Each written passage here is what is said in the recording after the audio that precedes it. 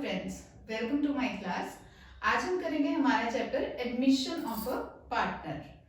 Section 31 of the Indian partnership act कहता है कि एक पार्टनर एडमिट तब हो सकता है अगर पार्टनरशिप डीड प्रोवाइड करे फॉर द सेम, या फिर अगर पार्टनरशिप डीड नहीं है तो उस केस में सभी पार्टनर्स अगर एग्री करते हैं तो एक नया पार्टनर एडमिट किया जा सकता है। ठीक है, और जो पार्टनर एडमिट होगा उसके क्या राइट्स होंगे इन द फर्म? उसके राइट्स होंगे he has the right to share in the future profits of the firm. दूसरा, वो एसेट्स में भी शेयर करेगा, फर्म की जितनी भी एसेट्स होंगे he has the right of share in the assets of the firm. Similarly अगर कोई लायबिलिटीज अराइज होती हैं आफ्टर हिज एडमिशन या फिर लॉसेस होते हैं then he is liable to bear the same. ठीक है, ये तो सारा कुछ हुआ कि राइट्स क्या हैं, कैसे एडमिट किया जा सकता है। बट जब वो एडमिट हो जाता है तब पार्टनरशिप पर क्या फर्क पड़ता है? तो सबसे पहला फर्क पड़ता है प्रॉफिट शेयरिंग रेशो चेंज होती है। ठीक है, अब जो ओल्ड पार्टनर्स होते हैं उनमें से कुछ पार्टनर सेक्रीफाइस कर रहे होते हैं अपने शेयर को so that new partner can be admitted, और ये नया पार्टनर उन पार्टनर्स को उनके सेक्रीफाइस के लिए अमाउंट पे ऑफ करता है और उस अमाउंट को हम बोलते हैं प्रीमियम फॉर गुडविल। ठीक है, अब न्यू प्रॉफिट शेयरिंग रेशियो कैसे निकालते हैं? सबसे पहले हम ये टॉपिक उठाते हैं क्योंकि लॉन्ग क्वेश्चन में सबसे पहले हमें यही कैलकुलेट करना होता है। तो शुरू करते हैं। तो सबसे पहले केस आता है when the profit share of the new partner is given but sacrifice of the old partner is not given. जैसे क्वेश्चन कहता है ए और बी दो पार्टनर्स हैं, 5:3 की उनकी रेशियो है। सी को उन्होंने एडमिट करा फॉर 1/4 शेयर और कहते हैं calculate the new profit sharing ratio. ठीक है, अब उन्होंने क्या दे रखा है? पार्टनर्स की प्रॉफिट शेयरिंग रेशियो दे रखी है और नए पार्टनर का शेयर दे रखा है। इन्होंने कितना सेक्रीफाइस किया ये नहीं दे रखा। ठीक है, और हमें कह रखा है कि new profit sharing ratio calculate करनी है। ठीक, इसको सिंपल समझते हैं। सी का शेयर कितना है? 1/4। तो ए और बी का कितना होगा शेयर? कितना होगा? 1 - 1/4 दैट विल बी 3/4। ठीक है, सिंपल तरीके से अगर हम समझें तो हम कहते हैं केक का पीस है, उसके 3 पार्ट्स हो गए। ठीक है, ए, बी और सी। सी का तो हमें मालूम है कितना है? 1/4। ठीक है, तो ए और बी का कंबाइंड कितना होगा? ए और बी को कितना मिला? ए और बी को मिला 3/4 शेयर, तभी 1 राउंड पूरा कंप्लीट हुआ। ठीक है, अब a प्लस बी का कितना हुआ? 3/4, और इंडिविजुअली अगर हम a और b का निकालें तो कैसे निकालेंगे? a's न्यू शेयर कैसे निकालेंगे? 3/4 में कितना है उसका? 3/4 टोटल सारा a का भी नहीं है, 3/4 सारा b का भी नहीं है, तो 3/4 में से 5/8 जितनी उनकी प्रॉफिट शेयरिंग रेशियो है।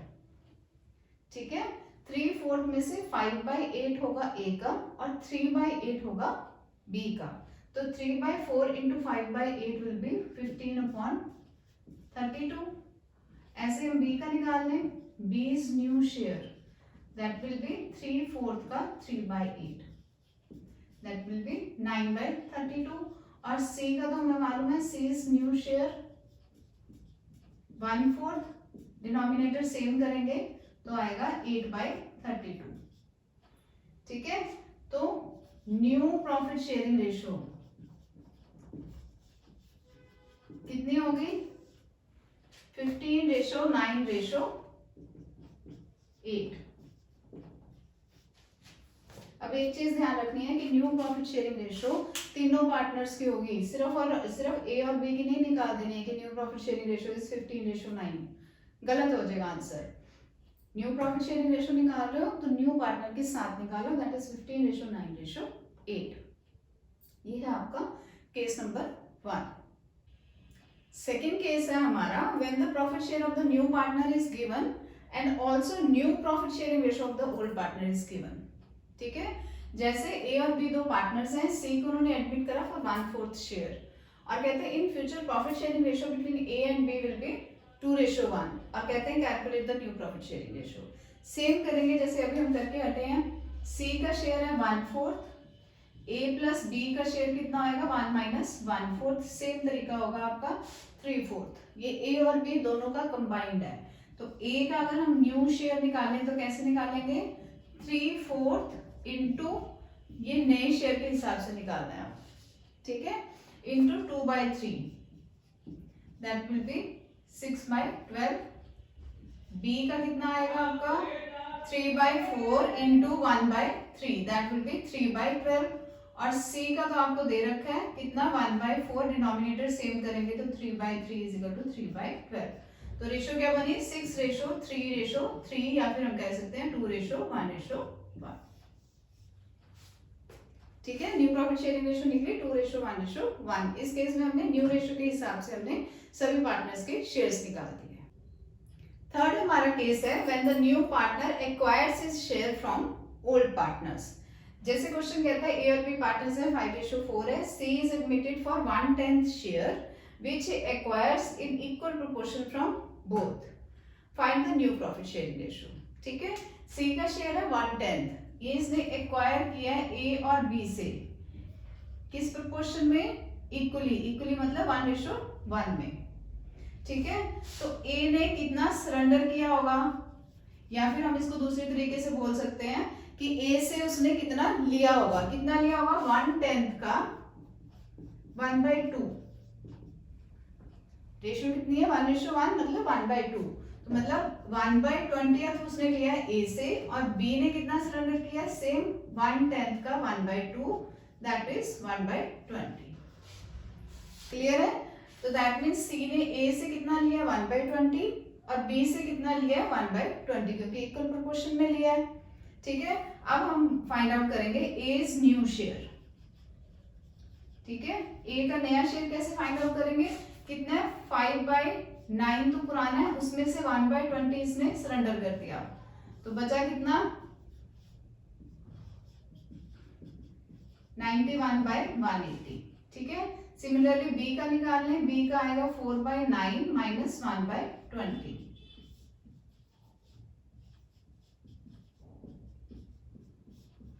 तो इसका आएगा 71/180 और सी का कितना है 1/10, ये तो हमें दे ही रखा है ना 1/10 शेयर है तो इसको डिनोमिनेटर सेम करते हैं 18/18 कर देंगे तो आएगा 18/180। ठीक है, तो न्यू रेशो क्या बनेगी हमारी, न्यू रेशो बनेगी 91:71:18।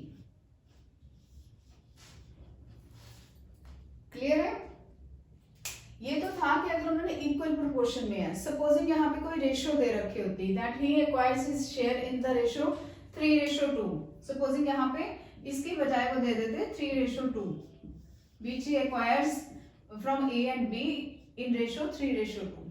करते हम सेम इसी तरीके से, बस यहाँ पे हम लिखते हैं 1/10 into 3/5 1/10 into 3/5। ठीक है, तो हम इस रेशो में बजाय के 1/2 करने के इसकी रेशो में हम क्वेश्चन सॉल्व करते हैं। ठीक है, करने का तरीका बिल्कुल सेम ऐसा ही रहेगा, बस ये रेशो चेंज हो जाएगी। अगर उन्होंने ये दे रखा है that he acquires his share in this proportion from both, तो उस प्रोपोर्शन में हम उसका कैलकुलेट कर देंगे, बस इतना ही फर्क होगा। नेक्स्ट है when new partner acquires his share in a particular fraction from old partners.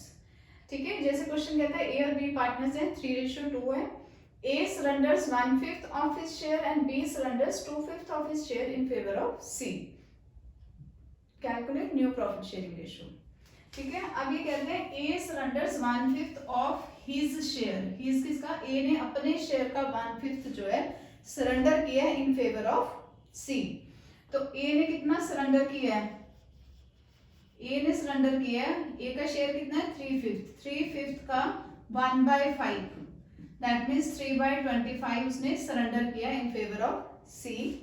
Similarly B ने कितना सरेंडर किया है, कितना शेयर है उसका 2/5 का 2/5 ही उसने सरेंडर किया तो मतलब 4/25 बी ने सरेंडर किया। क्लियर, अब ए का न्यू शेयर निकाल लें, एज न्यू शेयर कितना होगा, जितना उसका पुराना शेयर है 3/5 माइनस जितना उसने सरेंडर कर दिया 3/25। ठीक है, 15 माइनस 3 इज इक्वल टू 12/25 आ गया ए का शेयर। ऐसे हम बी का निकाल लेते हैं, बी का आएगा 2/5 माइनस 4/25 दैट विल बी 6/25।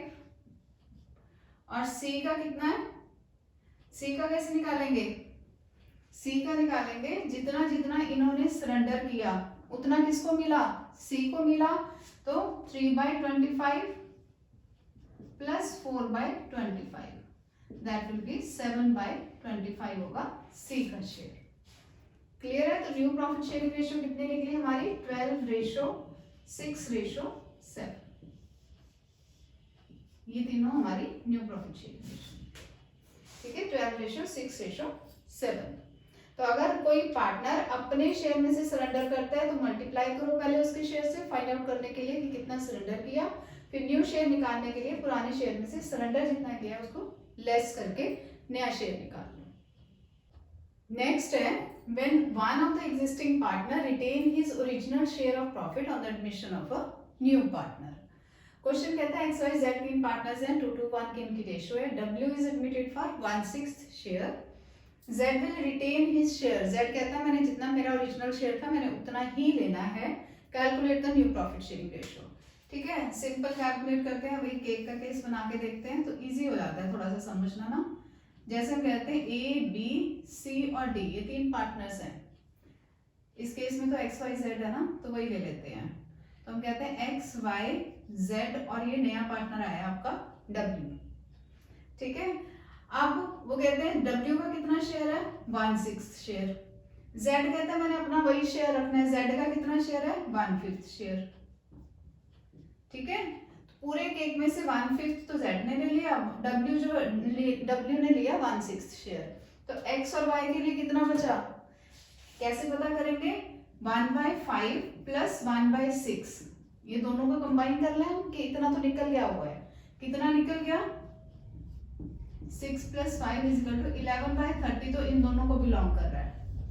ठीक है, पूरे केक में से 11/30 जो है belongs to Z and W।